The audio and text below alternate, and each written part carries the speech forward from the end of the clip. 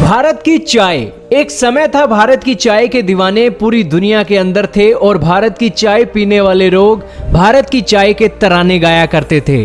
खुद सोवियत संघ, जो आज का रशिया हो चुका है, भारत की चाय का इस कदर दीवाना था कि असम के दार्जिलिंग से निकलने वाली 14 मिलियन किलोग्राम की चाय रशिया के अंदर, सोवियत संघ के अंदर एक्सपोर्ट हुआ करती थी। दोस्तों, दुनिया के अंदर जहां पर भी ठंड होती है वहां पर चाय बहुत चाव से पी जाती है, क्योंकि ब्रिटेन भारत के ऊपर राज किया था। तो उस राज के दौरान वो भारत के अंदर अफीम की खेती करते थे, चाय की खेती करते थे और वो दुनिया के अलग अलग देशों में उसका व्यापार करते थे। और जब भारत आजाद हुआ तब से वो कामकाज फिर से शुरू हो गया है।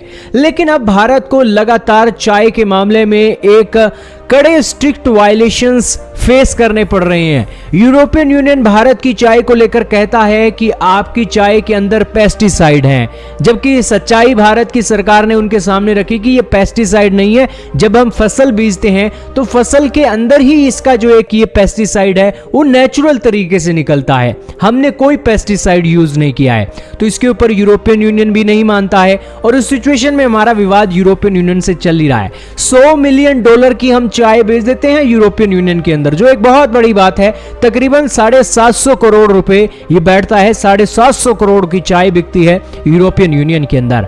इसी के अलावा एक समय था दोस्तों, सोवियत संघ भारत से चाय इंपोर्ट किया करता था और असम के दार्जिलिंग की करीब 90% से ज्यादा चाय सोवियत संघ में जाया करती थी। लेकिन जैसे ही सोवियत संघ टूटा वैसे ही भारत के असम के दार्जिलिंग के व्यापारियों को बहुत बड़ी चोट पहुंची। यही कारण है कि भारत के व्यापारी अब कह रहे हैं कि रशिया को सीधी चाय इंपोर्ट करनी चाहिए। दरअसल रशिया चाय तो मंगवा रहा है, ऐसा नहीं है चाय नहीं मंगवा रहा है। वहां पर रशिया में ठंड बहुत पड़ती है और उस सिचुएशन में वो चाय तो पीते ही हैं, चाय वो मंगवाते हैं जर्मनी से।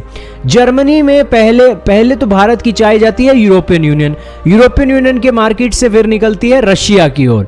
यानी कि कई बीच में लोग बैठे हैं कमाई करने वाले। अब भारत के दार्जिलिंग के चाय के जो व्यापारी हैं वो चाहते हैं कि रशिया हमारे से सीधी चाय ले और उस सिचुएशन में जो बिचौलिए हैं उनका एक सारा का सारा कामकाज साइड में किया जाए। अब दोस्तों, वो यूरोपियन यूनियन वाले ना कोई इन्होंने बीज बोकर देखा है ना ही काट कर देखा है। उस सिचुएशन में वो बैठे बैठे यूरोपियन यूनियन में कमाई कर जाते हैं रशिया की मार्केट में। और इस सिचुएशन में हमारे व्यापारी रशिया से बातचीत कर रहे हैं कि हमारी जो चाय है वो सीधी आपके देश तक पहुंच सके, जैसे सोवियत संघ में पहुंचा करती थी। आपका क्या कहना है चाय की मार्केट के ऊपर? कमेंट सेक्शन में जरूर बताइएगा।